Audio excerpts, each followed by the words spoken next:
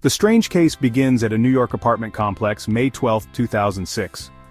The early morning in Brooklyn, New York, carried the lingering chill of spring and the persistent hum of the city's undercurrent. In an aging, brown brick apartment complex wedged between a busy avenue and a row of sycamore trees whose leaves were just unfurling, life for John Miller seemed perfectly ordinary, until that day. John, an ambitious yet somewhat weary small business owner, had lived in apartment 5C for nearly a decade since he first arrived in New York. With Lisa, his wife of 7 years, and their precocious 3-year-old son Tyler, they represented to their neighbors the model of a striving American family. As the sun crept through the slats of their modest living room window, John was already wrangling Tyler into his tiny red jacket, preparing to take him to Dr. Chen's clinic down on Atlantic Avenue. Tyler had been fighting a high fever for 2 days, leaving both parents anxious and sleep-deprived. The streets bustled with the aroma of bagels and car exhaust as John carried his son the short walk to the clinic, his mind spinning through the day's business schedules and the nightmarish thought of Tyler's illness becoming something serious. Dr. Chen, the ever-patient pediatrician whom the Millers trusted since Tyler's infancy, conducted a thorough examination and, erring on the side of caution, ordered a complete blood test. John waited in the cramped waiting room, his knee bouncing anxiously, flipping through a tattered magazine with half his mind on work emails, the other on every small cough that came from his son behind the exam room door. An hour later, as mothers corralled toddlers around him and the scent of antiseptic stung the air, a nurse handed John Tyler's test results in a manila envelope. With one arm holding Tyler's warm, drowsy body, John idly slid the paper out and scanned it. Hemoglobin, white cell count. Then, almost as an afterthought, the line, blood type, a positive. John stopped breathing for a moment. Time seemed to stutter. Both he and Lisa were type O. He remembered it clearly from their engagement days. Lisa made a joke about their universal donor blood, yet here on official clinical letterhead, in cool courier font, a positive. Logic warred with shock. Surely there was a clerical error. Did the nurse have the right chart? Was there a mistake in the analysis? John's hands began to sweat, his grip tightening on Tyler's shoulder. He looked up, searching for Dr. Chen. When the doctor emerged, John's voice trembled as he asked for a repeat test. Dr. Chen, reassuring but firm, agreed. Tyler whimpered as the needle pinched him a second time, but John barely heard, lost in a fog of turbulent thoughts. 30 anxious minutes later brought confirmation. Tyler Miller, age 3, blood type A positive. An impossible genetic quirk or a mistake beyond science? On the walk home, John's mind was flooded with fragments. A fleeting image of Lisa's college friends, half-remembered conversations, some old jealousy he dismissed as paranoia. The world tilted on its axis. He replayed the scene at the clinic over and over until they reached the chipped blue door of apartment 5C again. Nothing about Brooklyn was different that day, and yet the Millers' world had changed forever. Seeds of doubt and the first shattering shock. Staring at the blood test results, the world around John seemed to fade away. At first his rational mind went to work, piecing together any scenario that could explain such an anomaly. Blood types didn't lie. If both parents were type O, there was, by the simplest laws of inheritance, almost no possible way for their child to have type A blood. He recalled distant high school biology lessons, the way Punnett squares worked, and thought, surely there had to be some kind of mistake. Science couldn't be wrong. The office's fluorescent lights flickered as John's mind raced. He went through the logical possibilities with the precision of someone used to fixing things. Clerical error, chart mix-up, maybe some contamination in the testing process. The mere idea that Tyler might not be his biological son simply refused to root itself in his mind. At least, not at first. When the second test confirmed the initial result, logic shattered, giving way to an icy, numbing dread. It was as though the world itself had slipped sideways beneath his feet. As he walked the rain-darkened streets back to their building, every sound, crying infant, the shouted greeting of the doorman, the distant rumble of the subway, felt suddenly alien. John's mind replayed snatches of the past, memories crackling and reforming under the weight of suspicion. He recalled the end-of-year office party where Lisa had laughed too long at a joke told by Nick, her longtime friend from college. He remembered the odd tension between them afterward, an offhand remark from a neighbor about how much Tyler looked like Nick, the way Lisa had dismissed those comments with a weary smile.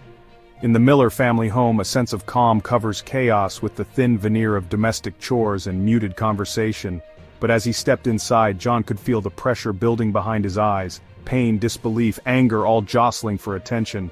He watched Lisa as she moved about the kitchen, her motions automatic, her eyes tired but soft. Could she possibly have lied to him, or was there something neither of them understood? That afternoon, isolated in the bedroom, John searched the internet for explanations. Rare cases where child has different blood type from parents, hospital blood test mix-ups, paternity testing accuracy. Every link led him further into the spiral of anxiety. His mind conjured scenarios both plausible and absurd. Perhaps there was a genetic mutation, perhaps Tyler was switched at birth, perhaps fate itself had played a cruel trick on him. Yet, beneath all these rationalizations, a single inexorable thought slithered through. Had Lisa ever been unfaithful? The idea had never seriously crossed John's mind, until now. Doubt, once seated, spread like wildfire. He replayed every argument, every strange look exchanged across crowded rooms, every late-night text message or unexplained absence. Suddenly, the connective tissue of trust that had held their marriage together felt frayed and fragile. John was left staring into the silent abyss of possibility. Was he truly Tyler's father? Or was everything he thought he knew about his family a carefully constructed illusion? The ordinary had tipped into the impossible, and in the darkest corners of his heart, John began to wonder if he was prepared for whatever answers might be waiting just beyond the next closed door. Confrontation in the American kitchen. John's world was spinning long before he actually stepped through the door of apartment 5C, but nothing could have prepared him for the way the familiar homey kitchen, its faded checkered tiles, the blackboard with Lisa's scribbled grocery notes, the half-defrosted chicken on the counter, suddenly felt like a stage set for disaster. Tyler, half asleep and still flushed from his fever, was clutching his father's pant leg, dragging a beloved stuffed dinosaur. From the other side of the breakfast bar, Lisa moved with practiced efficiency, her back to the entryway as she chopped carrots for a soup she hoped would coax Tyler's appetite to return. John put the test envelope down with a clatter that made both Lisa and the knife jump. He didn't say anything at first, just stood there, rain-specked and trembling, his hands in his jacket pockets, eyes tracing the grain of the Formica countertop. For a moment, the only sound was the gurgle of the old coffee machine and Tyler's sniffly breathing. Lisa, sensing something was off, dried her hands on a dish towel and turned around slowly. "Is everything okay?" Her tone, carefully neutral, but her eyes were rimmed with exhaustion and worry. John stared at her, at the freckles on her cheek, the tired arch of her brow, the wedding band that glinted beneath the bright halogen lamp. It took every ounce of willpower to keep his voice even. "We need to talk, now." Lisa visibly stiffened. She glanced at Tyler, then at the kitchen clock, as if gauging how soon she might be able to slide away from whatever was coming. "Can it wait until after dinner? I need to get him fed and you should eat too." But John ignored the request. "It can't wait." He slid the blood test result across the counter, careful to hide the shaking of his hands. "Did something show up on the test?" Lisa's voice was instantly laced with fresh anxiety. She reached for the paper, her eyes darting over the clinical print, face falling when she reached the fateful line, "Blood type, a positive." The breath caught in her chest. A spasm of fear and shame flickered in her expression before she could iron it out behind practiced composure. "What does this mean?" she whispered nearly to herself. John's frustration boiled over. "Lisa, you know what this means. You and I are both O. That's what the stupid pamphlet at the wedding said. 2 O's can't make an A. So explain it. Explain to me how our son has blood type A." Lisa's hands gripped the countertop so tightly the knuckles went white. "There's been a mistake. Labs mess up all the time, John. Maybe the samples got swapped or—" "Stop." He didn't raise his voice, but something steely and cold crept in. "I had them do the test twice. There wasn't a mix-up." A silence fell, heavy, trembling. Tyler, picking up on the stress, began to fuss, clutching his mother's leg. Lisa put a hand on his head, stroking his hair in an almost pleading motion. "John," she finally managed, "I swear to you, I never—" Her mouth worked around the word, unable to say it. Infidelity was a bitter pill no one ever expects to swallow. I never meant to hurt any of us." The accusation hung dense in the kitchen air. John felt rage seeping from his bones, a lifetime's worth of trust tilting. He slammed a palm on the counter and Tyler burst into tears at the sudden sound. "Don't cry, baby," Lisa pleaded, scooping Tyler into her arms, her body curling protectively around him. "Don't cry, sweetie, Mommy's here." John shook his head, jaw set, tears prickling behind his own eyes. "Just tell me the truth, Lisa. Was it him? Was it Nick?" At the mention of an old college friend's name, Lisa's composure faltered. Her answer was slow and coming, painfully so. "I can't," she whispered. "Not with him here." They both realized all at once that their 3-year-old was at the center of a storm he couldn't possibly understand. The kitchen, so often a sanctuary, had become a crucible for betrayal, heartbreak, and impossible choices. Lisa fled down the hall toward the bedroom, Tyler pressed against her, leaving John alone amid the spilled secrets and the cooling soup. He had no idea what tomorrow would bring, except that nothing would ever be the same. Searching for the roots of tragedy. That evening, with her small son held tightly in her arms, Lisa found herself sitting on the edge of their queen-sized bed, surrounded by shadows and silence. The comforting hum of the building's heater did little to alleviate the chill seeping through the walls, nor did it calm the storm of despair building inside her. Tyler, exhausted from the fever and the tension pulsing through the apartment, had finally drifted into a fitful sleep, curled against her side. Lisa, though, was wide awake, haunted by memories that now felt sharper and more dangerous than ever before.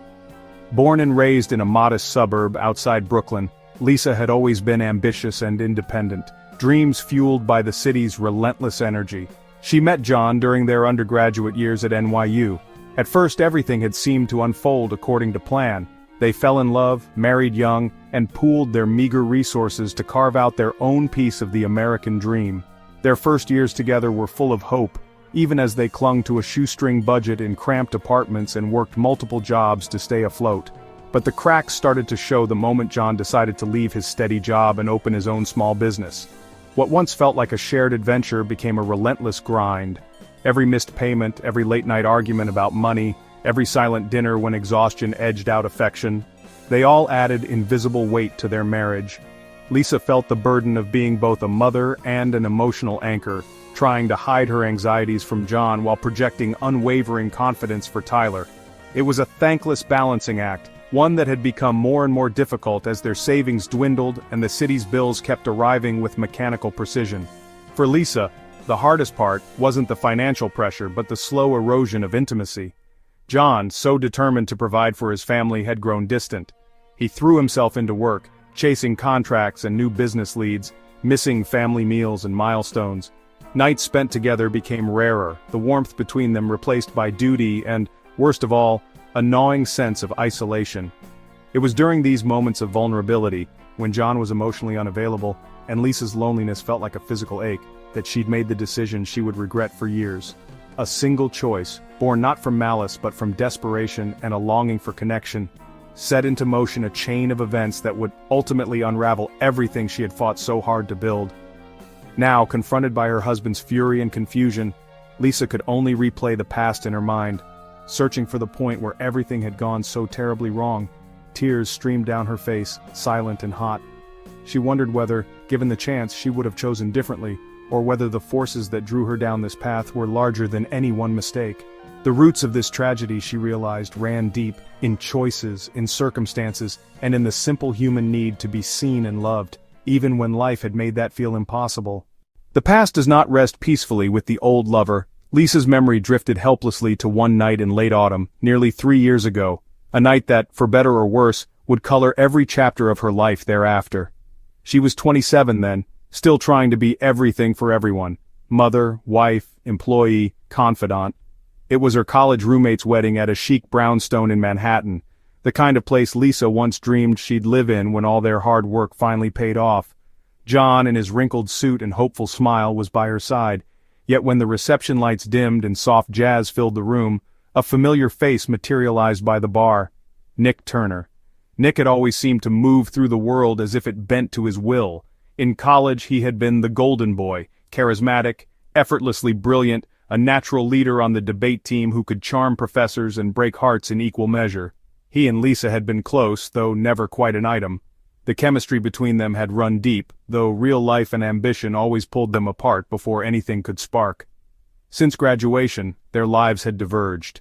Nick was now a respected player in New York's booming construction scene, his name appearing in city magazines and on billboards alongside luxury high-rises. She'd seen him exactly once in the years since college, a fleeting glimpse across a crowded subway platform, where he'd waved and she'd pretended not to see, her heart pounding. But that wedding was different. As Nick approached and greeted her, Her pulse quickened with the old electricity, a sense of recognition and nostalgia, but also of unfinished business. He asked about her life, her job, her son. He joked about their old study sessions, their favorite pizza place in Greenwich Village. Nick's voice was warm but tinged with envy as she described her marriage and her little boy, proud but fragile. The past was alive between them, flickering just beneath the surface. John, ever the attentive husband, sensed the subtle tension almost instantly. He watched warily as Lisa and Nick traded stories, laughter mingling a little too easily. Later, in a quiet moment near the dance floor, he leaned in and asked, "Did you two ever date?" Lisa deflected the question with a practiced smile, insisting that she and Nick were just friends, which was technically true but emotionally complicated. The night wore on. As the guests thinned out and the Manhattan skyline glimmered through tall windows, Lisa found herself sharing a drink with Nick on a rooftop balcony. She confessed her exhaustion, the pressure she felt to hold everything together at home, John's relentless business setbacks, her own dreams deferred again and again. Nick listened quietly, concern etched across his face. He confided his own struggles. His empire was built on late nights, missed opportunities, and ever-present loneliness. There was a moment, a quiet, loaded pause, when Lisa wondered how her life might have turned out had she chosen differently that fateful spring after graduation. They didn't cross any lines. They never would, she told herself. But if a person's future could be bent by a single choice, Lisa knew that meeting had nudged hers just enough to let a shadow in. As the city's lights stretched toward dawn, she walked away from the brownstone and from Nick, arm in arm with John, but 1,000 miles from certainty, her heart heavy with secrets that refused to let her go. Struggling between the American dream and reality. The American dream, they called it. For John, it arrived with glittering promises. A house with a blue door, a yard for Tyler to play in, and the freedom of building something of his very own. Yet, as months bled into years, John discovered how thin the line was between hope and harsh reality. After the shock of Tyler's birth and the mounting expenses of family life, John was desperate to turn his luck around. His old job, an endless cycle of spreadsheets and deadlines, felt like a slow suffocation, so he took a leap that his father had always cautioned him against. He started his own business. What he hadn't anticipated was the relentless grind, endless paperwork, banks turning him away, suppliers promising the moon and then disappearing with his deposits, and a city that never, ever seemed to sleep. Lisa watched John become a ghost of himself, up early, back late, the worry lines on his face deepening with each passing day. The energy that once sparked between them became swallowed up by anxiety about overdue bills and fear of disappointing each other. Tyler, ever perceptive, sensed the tension. Their little apartment on the 5th floor became a fragile island, one step away from being swept away by the flood of rent, insurance, and grocery receipts. John's pride became both shield and anchor.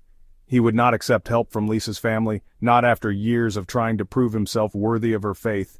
He borrowed against their modest savings, pawned his grandfather's watch, even traded in his car after a particularly bad month. But each risky decision only seemed to dig their hole deeper. It was at the local cafe on a rain-soaked Thursday that John met Greg, a fast-talking acquaintance from childhood. Greg painted stories of easy money and smart investments in construction materials. That was the ticket, Greg insisted. He convinced John that a single bold move could change the family's fortunes overnight. Blinded by stress and the hunger for relief, John invested everything they had left into Greg's plan. When he shared the news with Lisa, her hopeful smile barely masked the worry simmering beneath. She had seen too many schemes fade into dust. The city, meanwhile, surged around them indifferent. High-rises sprouted across Brooklyn while others lost their homes. John started working longer hours, fighting for every contract as if their survival depended on it, because, in many ways, it did. Evenings were often laden with silence. Lisa tracked expenses late at night by the kitchen lamp. Tyler nestled in her lap, the only warmth in an ever-colder apartment. Each new disappointment chipped at their dreams. A shipment lost to theft, suppliers reneging on deals, and friends disappearing when the money dried up. Former colleagues avoided his calls. Distant relatives murmured that he'd gotten in over his head.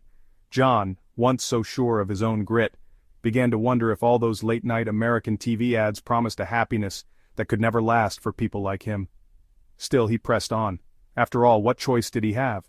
He had a family to protect, a son's future in his hands, and a wife who deserved so much more than fraying vows and empty cabinets. Every day he woke up hoping this would be the day something finally broke right. Every night he lay awake, fighting the shame of falling short once again.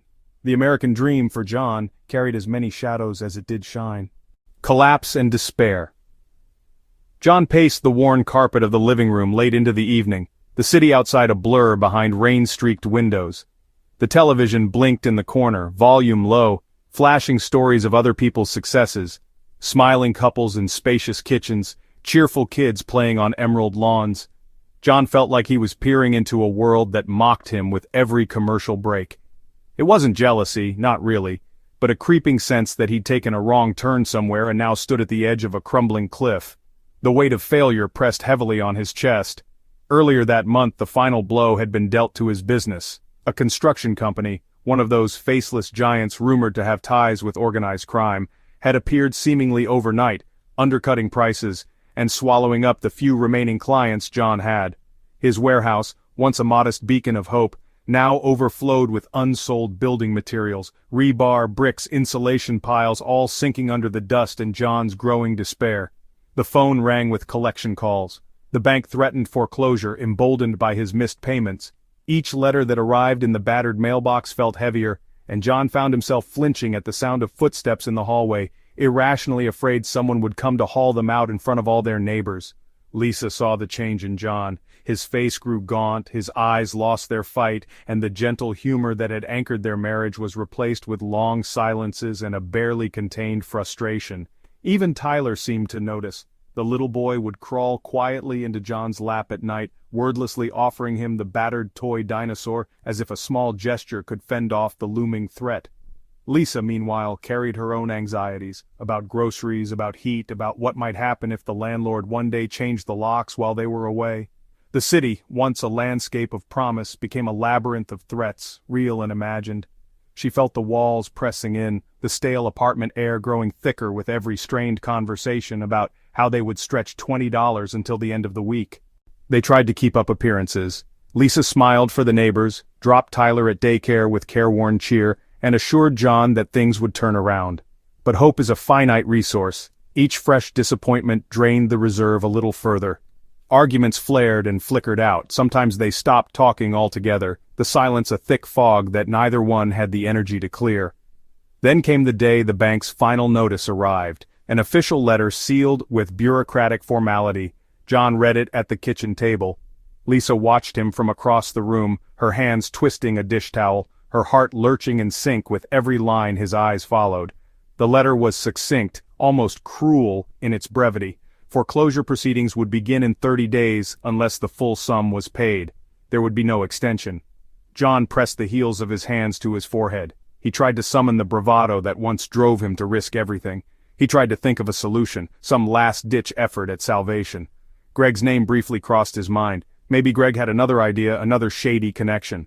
But even that faint hope soured as John remembered how Greg had disappeared after the last deal fell apart, his number disconnected, his debts left in John's lap. Lisa lowered herself into the chair across from John, her composure folding in on itself. "What do we do now?" Her voice was barely more than a whisper. John didn't answer. He stared at the eviction date, let it burn into his brain. There was nothing left but to wait for the tide to wash them out. Nights became battlegrounds for sleep. John lay awake, haunted by worst-case scenarios. He pictured Tyler's bewildered face as they packed boxes, the shame of calling Lisa's parents for help. Pride was a stubborn thing. It kept him clinging to the illusion of control, even now, when all evidence spoke to the contrary. He drank too much coffee and stopped returning calls from friends who might sense the desperation behind his forced optimism. It was during these darkest days that Lisa found herself thinking about Nick. She hated herself for it, hated the cracks it revealed in her own loyalty, the weakness implied by even entertaining the thought. But desperation isn't rational. She yearned for a miracle, for some solution to materialize, even if it came from a quarter she'd sworn never to revisit. It seemed surreal, to weigh survival against principle, history against her family's future. Still, she kept her quiet routine, shielded Tyler from the tempest raging in her mind, tried to find comfort in small things, the scent of his hair after a bath, the rising and falling of his small chest as he slept. But with every new dawn, their options shrank. One chilly afternoon, the sky leaden with clouds, John returned from a failed business meeting, shoulders slumped, his jacket smelling of sweat and city grime. He stood alone in the elevator watching the numbers light up one after another, a slow ascent to a life he'd built, now on the verge of collapse. When the doors opened on their floor, he lingered, listening to the faint noise of children playing in another apartment, bitterly aware that his own family's security was no longer guaranteed. Inside, Lisa tried to act normal. She stirred a pot of soup, humming softly to keep her hands steady. Tyler colored at the table, oblivious to the way the world was unraveling around him. When John entered, their eyes met over the steam. Something wordless passed between them, a surrender perhaps, or a sadness too deep for words. They didn't talk about solutions anymore. There was nothing new to say. The business was already gone, jobs were scarce, and even hope felt predatory, a promise designed to betray. John reached out, touched Lisa's shoulder with a gentleness that said, "I'm sorry." She nodded, eyes wet, and they both turned their focus to Tyler, who looked up and grinned, trailing yellow crayon across the page. The innocence was unbearable. As the days ticked by, the looming eviction fused John and Lisa together in their grief. But it also made them strangers, allies sharing a trench, no longer lovers sheltered in the certainty of a shared world. Every meal tasted of futility. Every night brought colder air seeping through the window panes. Lisa found herself working extra hours, searching for odd jobs and cutting corners in every conceivable way. John withdrew further, sleeping in his clothes sometimes, unwilling to face the rituals of mourning or the expectation of resilience. The only constant was Tyler's laughter. Their son, too young to name the ever-present sense of loss, became both their light and their heartbreak. One evening, Tyler begged John to read his favorite bedtime story. John stumbled over the words, voice trembling, fighting the urge to break down. For the first time he wished someone else, anyone else, could step in and deliver the ending, to rewrite the script in which he always failed. It was against this backdrop, a home suffused with shame, fear, and quiet desperation, that Lisa made a decision that would reverberate through all their lives. Exhausted and with nowhere left to turn, she dialed a number she had left buried at the bottom of her purse, a number she'd promised herself she would never use again. Nick answered on the second ring, his voice unchanged by years or fortune. Lisa could barely make herself speak, but when she did, the words tumbled out in a torrent. The business had failed, John was drowning, Tyler needed stability, and she couldn't keep pretending they were okay. There was a long silence. Nick listened, his own sigh heavy with unspoken things. He promised to meet her the next day. Lisa hung up, tears slipping quietly down her face, feeling like she'd betrayed not just John, but her own sense of self. Yet for the first time in many weeks there was the faintest trace of hope, a crack in the clouds, dangerous and tempting. She sat in the darkness after putting Tyler to bed, cradling her phone, listening for sounds in the hallway, trembling at what price their next chapter might demand. Agreement in exchange for future prospects. On a gray and biting November afternoon, Lisa found herself standing outside a glossy midtown cocktail lounge with hands jammed in her coat pockets, heart thumping so loud it nearly drowned out the city's clamor. She had sent Tyler to daycare, thrown on her best attempt at a professional outfit, and texted Nick Turner just one word: emergency. Now she waited, nerves fraying with each blast of cold wind, replaying what she would say, what she would not let herself say. This was the last stand, a mother's willingness to barter pride for survival. Nick swept in 10 minutes late in his tailored suit and unhurried stride, a far cry from the idealistic college boy she'd known. His steel-gray eyes missed nothing. He gestured her into the bar with a practiced charm that both comforted and unsettled her. The martinis arrived almost simultaneously with the small talk, work, old friends, weather, but the distance between them was obvious, sculpted by time and divergent lives. "So," Nick finally said, his tone low, "what's going on, Lisa? You wouldn't call me unless you had nowhere else to turn." For a heartbeat, Lisa considered retreat. Walking out, swallowing her plea, finding a way to survive without dragging old ghosts into the present. But then she remembered Tyler's fever, John's silent despair, the eviction looming ever closer. Her hands shook as she laid the truth on the table. John's business crashing, debts piled higher than hope, the threat of losing their home. "I'm not asking for pity," Lisa whispered, staring into her untouched drink. "I need a loan, just enough to stop us from drowning, for my son's sake." Nick listened, chin resting on folded hands, gaze unwavering. When she finished, he drummed his fingers across the rim of his glass. A tic she remembered from library marathons and all-night study sessions. "You know I could wire the money today if I wanted," he finally said, "but I'm guessing that's not all on your mind." Lisa's pulse jumped. humiliation burning her chest. "If there's anything I can do to make you feel secure about it, paperwork, interest, whatever, you name it, I'll pay you back, Nick, somehow." He looked at her for a long moment. When he spoke, his voice softened, but the power was unmistakable. "You always wanted to be the one who needed nothing from anyone, but what if there was another way, something less transactional, more permanent?" He sipped his drink, eyes trained on her reaction. "What if we built something for the future? I don't have a family, Lisa, not really, you and I." He left the rest unspoken, letting implications settle like dust. Lisa shook her head firmly, but Nick pressed. "I'm not talking about breaking up your marriage. I know how things are, how unhappy you must be. What I'm offering is security for you and your son, no matter what happens to your husband. If in time you'd be willing to share your life with me, I'll set you and Tyler up for good. You never have to worry again." The weight of the proposal stunned Lisa, but the pain of her family's unraveling pressed harder still. She thought of John, lost in failure. She thought of Tyler, whose future might now rest on her compliance. Every moral defense she'd built flared, then wavered. The world around her shrank to Nick's face, the martinis, her churning stomach, and the echo of choices she had never wanted to make. After a tortured silence, Lisa's voice broke.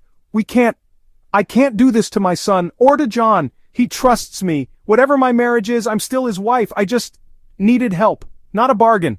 Nick exhaled sharply, disappointment clear. "You're not hearing me. People do what they must to survive, especially for their kids. I have resources, Lisa, more than you can imagine. If you're open to helping each other in a more meaningful way, there's no limit to what I can do for you. And for Tyler." Lisa stared at the table, tears pricking, legs numb. Maybe, she thought, some lines only matter when you've never seen real desperation. She knew too, with aching finality, that this was the moment her future would fork. "I need to think," she finally breathed, voice ragged. "Don't do anything yet. Please." They left the bar separately, Lisa clutching the phone Nick had given her as a gesture of trust, a lifeline, a leash, or both. She wandered the city for hours afterward, muting calls from John, ignoring texts about cold medicine and dinner. By the time she returned home, the day's grayness had seeped into her bones. The ceiling of their little apartment creaked with footsteps, and John was already asleep on the couch, clutching Tyler's dinosaur. The following days blurred together, court summons in the mail, empty cabinets, a notice taped to the apartment door in bold red type. Lisa felt a chill settle over everything, rooting itself in the tilt of John's shoulders, the silence that pooled between them. She avoided Nick's calls but carried his offer with her everywhere, a stain or a prayer, neither of which she could scrub out. When the landlord's final warning arrived, Lisa let herself unravel. Closing the bedroom door, she dialed Nick, hands trembling. "I'll do it," she whispered, hating herself for what it meant, and for the strange sense of relief that mingled with her terror. Nick's terms were clear. He would acquire John's inventory at a price generous enough to erase their debts, then transfer funds to cover living expenses for the next 2 years. But there was more, spoken softly, distinctly, so Lisa would not mistake business for mercy. "This isn't charity," Nick said. "You and I will be connected, for better or worse. Someday, if you give me a son, I expect the same commitment I'm offering you now. If you change your mind, the deal is off." Staring at the window, New York's nightscape flickering beyond the glass, Lisa nodded. "Okay." The pact, once spoken, felt both like liberation and a life sentence. She hung up, tears tracing silent tracks, and walked to her son's room to watch him sleep. Tyler's small hands rested on his pillow, his face peaceful, untouched by the bargains that shaped his fate behind closed doors. Lisa didn't tell John about the agreement. Instead, she kept up the fiction. An old business contact had swooped in, a lucky break, just enough to stem the tide. John, too broken to question a miracle, accepted the story with weary gratitude. He buried himself in work, unaware of what Lisa had sacrificed to keep their lives afloat. The child with a big secret. Growing up in an American home. Growing up in the bustling heart of Brooklyn, Tyler was the living embodiment of innocence against a backdrop of secrecy and uncertainty.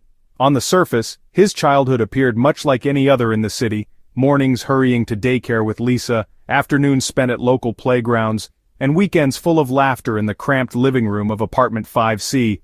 John doted on him, never letting his own worries overshadow moments of joint wonder, building blanket forts, tracing the constellations visible just beyond their dirty window, reading storybooks until Tyler's eyelids fluttered shut.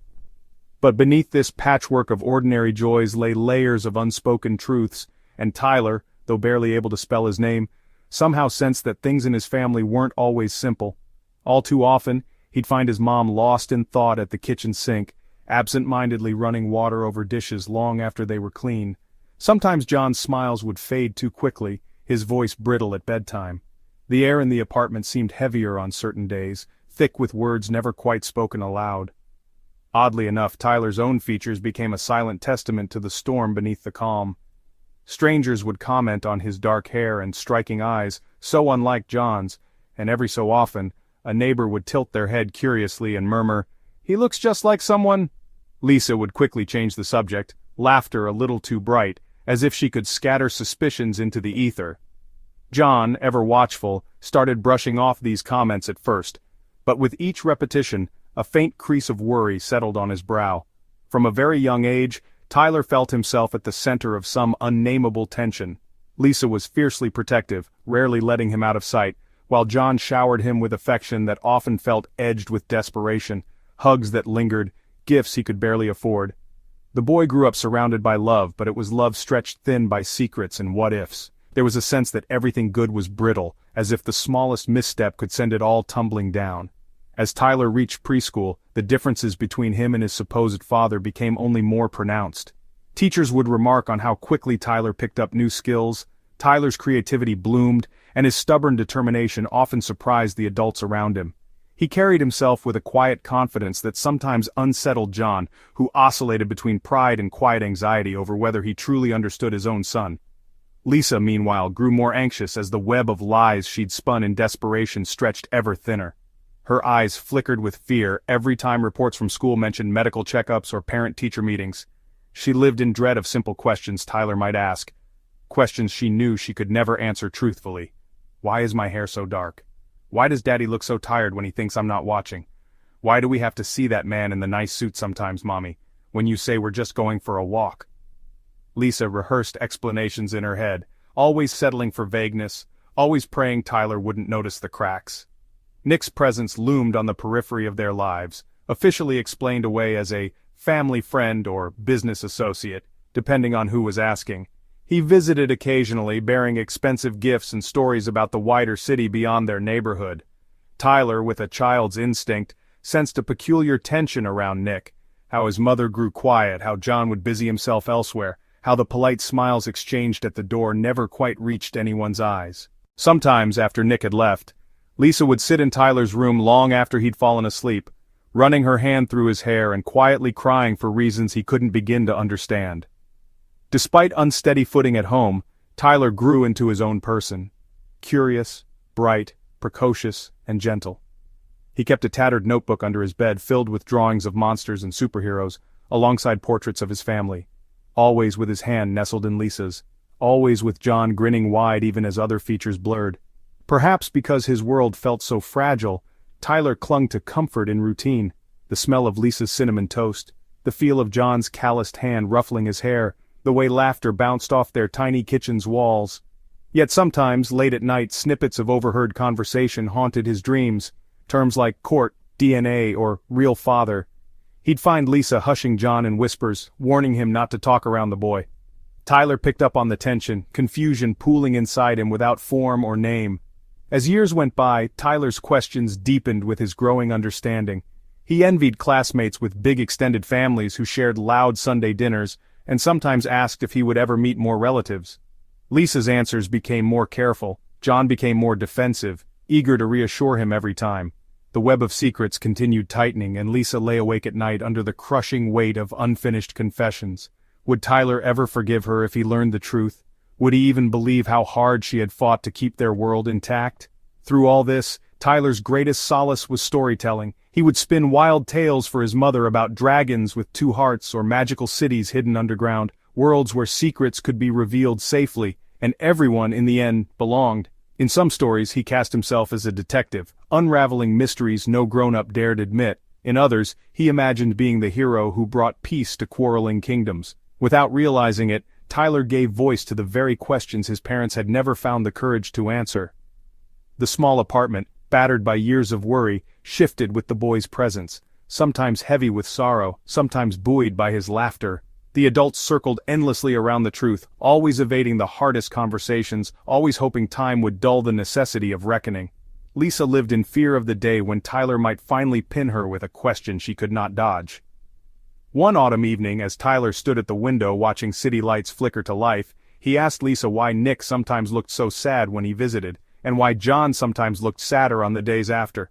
Lisa, her heart thudding, pressed him to her chest, whispering that families were complicated, but love was what mattered most. It was a familiar phrase, one she clung to as a shield, though she worried it would not always be enough. In time, Tyler's questions would only multiply. Yet for now, he remained, unknowingly, the anchor that bound three adults together, even as the tides of secrecy and consequence threatened to sweep them all away. In a country built on the myth of fresh starts, Tyler's very existence proved that the past can linger within walls, hidden in a child's eyes, and in the fragile, desperate hope for forgiveness that holds a family together. The secret exposed, and the legal crossroads.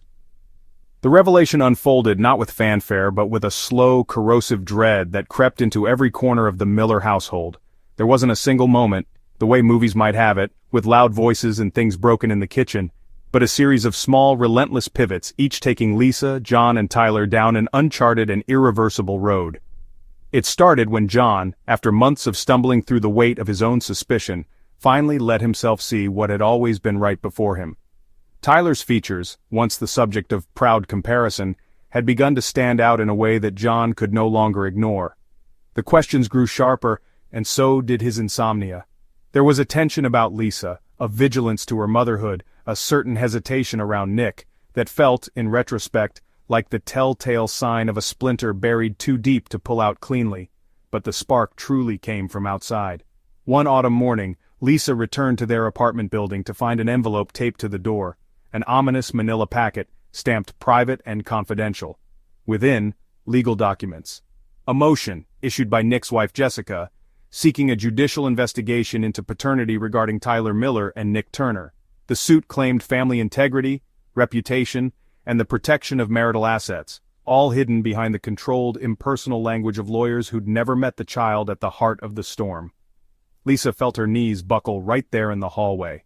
The jig was up, not only for her and John, but for Tyler. Even Nick, who for so long had tried to keep his wife in the dark, could no longer dodge the implications of the tangled web they'd all spun. The apartment, never a palace, shrank further still. Lisa admitted the truth to John in a bitter, exhausted confession. John listened, face rigid, the years of strain collapsing into a single moment. Anger, shame, relief, the relief of finally confronting the invisible wall that had split their marriage. Lisa sobbed, apologizing not just for the affair, but for the layered deceit born out of her desire to keep their family together. In the end, John didn't yell. Instead, he packed a duffel bag for Tyler, called Nick, and left Lisa in the echo of her own choices. "You owe him answers," he told her quietly, voice stripped of affection or blame, "and you owe him a future." John took Tyler to Nick's uptown condo, sleek, cold, stuffed with amenities but lacking all signs of children. The atmosphere was tense, Nick's wife Jessica outwardly composed but seething underneath, her eyes sharp and unyielding on both men. Nick, now openly panicked, tried to play peacemaker, but Jessica was relentless. "If you want to save anything, you better come clean now," she told Nick flatly, not just as a threat but as a final offer of control. That week the legal process accelerated. Lisa filed suit claiming Nick's support and a formal role as Tyler's parent. Jessica countered with every legal weapon at her disposal, fighting to protect her marriage and reputation from the fallout. The media, hungry for a story of Manhattan drama and marital betrayal, hovered at the edges, their presence increasing the pressure on everyone involved. Lisa had to relive every decision that led to this point, her meetings with Nick, the desperation behind each phone call, even the emotional threads stretching back to that fateful wedding night. Lawyers dissected her texts, her schedules, receipts from hidden rendezvous years before. John was called to testify too, alternating between numb politeness and flashes of fury when asked to recount what he thought he knew about the timeline of his son's paternity. Nick, pushed by his legal team and his own sense of failure, first denied, stalled, even attempted to discredit the DNA tests Lisa's lawyer ordered. For weeks, the truth seemed impossibly far away, submerged beneath a sea of motions, counterclaims, and hush-money settlements. Through all of this, Tyler became the quiet center of the storm. Too young to grasp the intricacies of law and betrayal, he shuffled between Lisa's small rented apartment and Nick's glass and steel fortress, clutching a battered dinosaur, silent through interviews with caseworkers. Sometimes he'd ask for John, and sometimes, not understanding the rules, he'd cry for the old life, for normalcy that had vanished overnight. Lisa tried to protect him with empty reassurances. Nick watched his chance at redemption spiraling away, hemmed in by Jessica's fury and his own cowardice. The family court, after months of delays and psychological evaluations, finally ordered a covert DNA test, taken under supervision at a neutral hospital. The result, irrefutable, confirmed that Nick was Tyler's biological father. The fallout was immediate. Jessica, refusing to accept defeat, imposed an airtight NDA on Nick forbidding all parental rights or contact unless he wished for divorce and financial ruin. Nick could not bring himself to defy her, and so, with a broken kind of grief, he withdrew his petition for custody, choosing his wealth and position over the boy he'd helped bring into the world. Lisa, for her part, found herself more isolated than ever. Her attempt at securing Tyler's future had only exposed every secret, every weakness, to public scrutiny.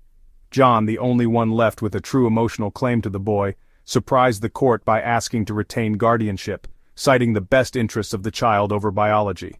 In a rare moment of unselfish clarity, Nick agreed in private, arranging for a trust for Tyler, one that would provide for his education and well-being, but without public acknowledgement or personal involvement. In the end, the judge's ruling surprised no one. Lisa, with stable employment and a rental home, retained primary custody, but John was granted the right to remain a central figure in Tyler's life. Nick, bound by legal and marital circumstances, faded into the background, his contributions financial, his presence ghostly. Jessica, having wrangled what she could from the wreckage, turned her energy to reconstruction, determined to shield her own world from future contagion. The city rolled on. Apartment 5C, with its cracked windows and legacy of broken dreams, became a memory. Tyler, still a child, bore the brunt of secrets too large for his small shoulders, now split between 2 homes and 3 adults weighted by regret. Through it all, the American legal system did what it could, imperfect, lumbering, but trying to reach a resolution that balanced punishment, mercy, and the impossible hope of a new normal. The battle in the American courtroom. The courtroom was nothing like the dramas Lisa or John had seen flickering across late-night televisions. The air was harsh and fluorescent, walls colorless, the benches filled not with eager theatrical observers but with bored legal assistants, anxious social workers, and a handful of family members whose lives had been unspooled by relentless scrutiny. That winter, New York's court system lumbered beneath the weight of 1,000 other tragedies. John sometimes wondered how many lives in this single building were being dissected, divided, and decreed by strangers in black robes. It began, as most things did, with paperwork. Subpoenas, petitions, affidavits, Lisa's name spelled out in the headers, John's listed as alleged father, Nick as interested party. Each document reinforced the stark impersonality of the process. There were no sympathetic listeners, only deadlines, protocols, and the repeated refrain, "In the best interest of the child." Nick shocked everyone by initially resisting the process. In the marbled halls, his attorney maneuvered with surgical coldness, delays, technical motions, even an attempt to strike Lisa's petition on procedural grounds. Nick himself took the stand just once in those early hearings, sitting, stiff and formal, in a navy double-breasted suit, eyes never quite meeting Lisa's. He denied everything. No evidence, no certainty. His words sounded hollow, even to his own counsel. Lisa felt as though she were screaming across a void. John, often silent at her side, grew nearly numb watching a man with so much apparent power try to undo years of quiet betrayal with terse denials. Days and weeks blurred together in a cycle of legal maneuvers. Discovery brought everything into the open. Receipts for prenatal doctor's visits Nick had never known about, photos from the wedding night party when Lisa and Nick first reconnected, copies of text messages and emails that only hinted at the emotional terrain beneath. Paralegals pored over Lisa's tax returns, John's business ledgers, anything that established custody, dependency, or, most dreaded of all, a financial motive for any party to lie.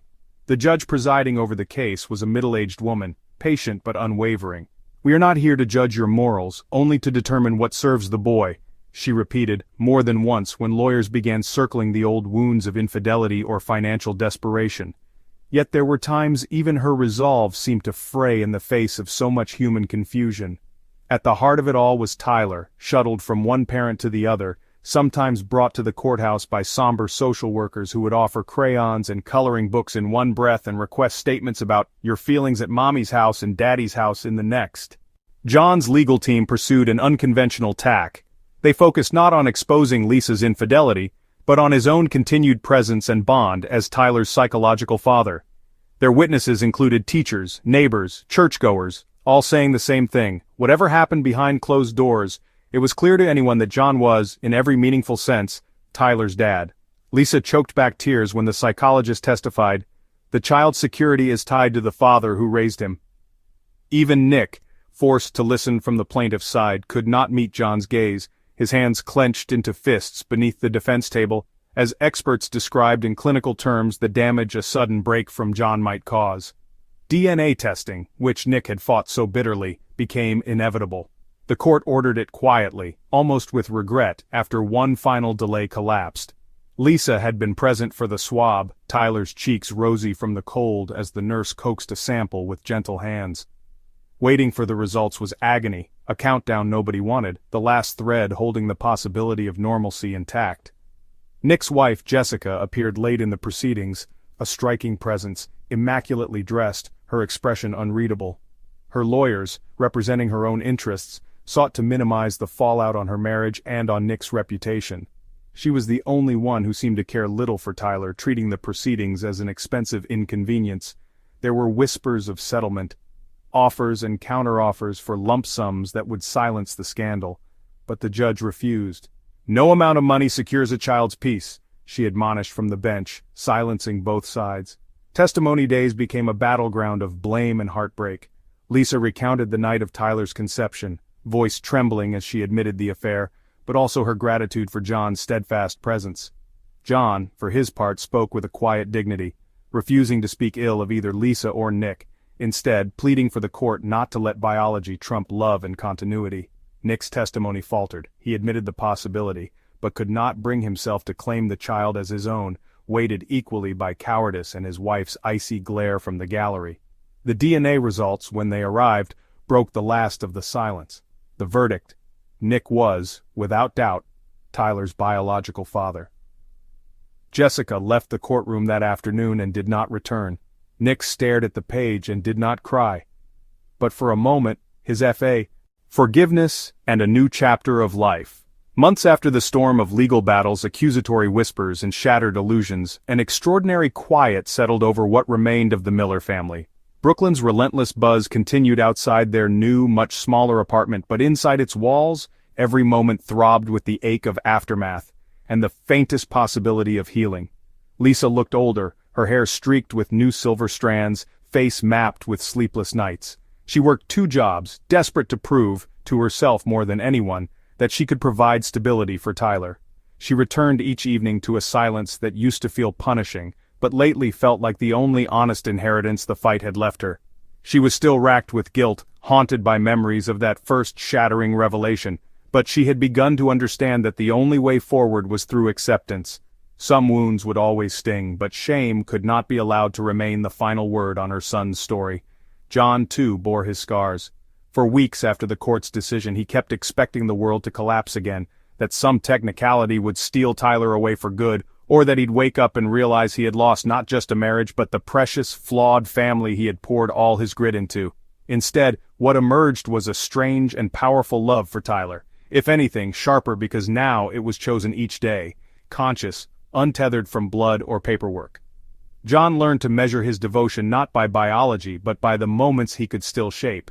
The school meetings, the bedtime stories, the way Tyler would throw himself into his arms, trusting that his father would always be there no matter what name the state of New York wrote on some file. Forgiveness did not come quietly, nor did it always feel like a single, sweeping gesture. It was instead 1,000 daily negotiations with anger, regret, and hope. There were awkward conversations and lingering looks, apologies fragmented by the weight of things left unsaid.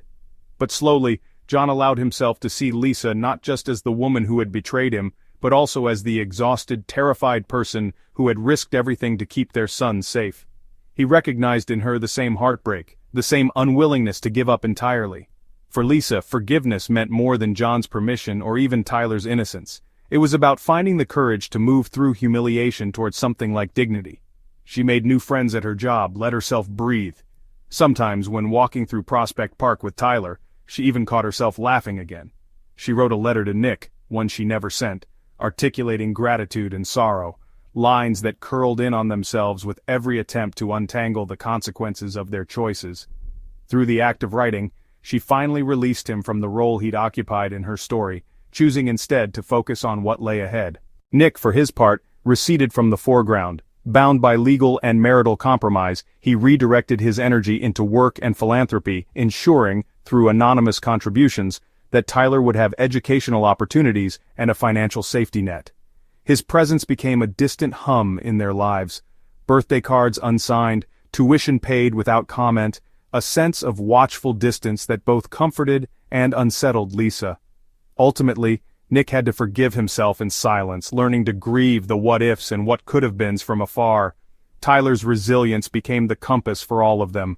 Children, after all, are wired to adapt, sometimes far better than the adults who claim to shield them.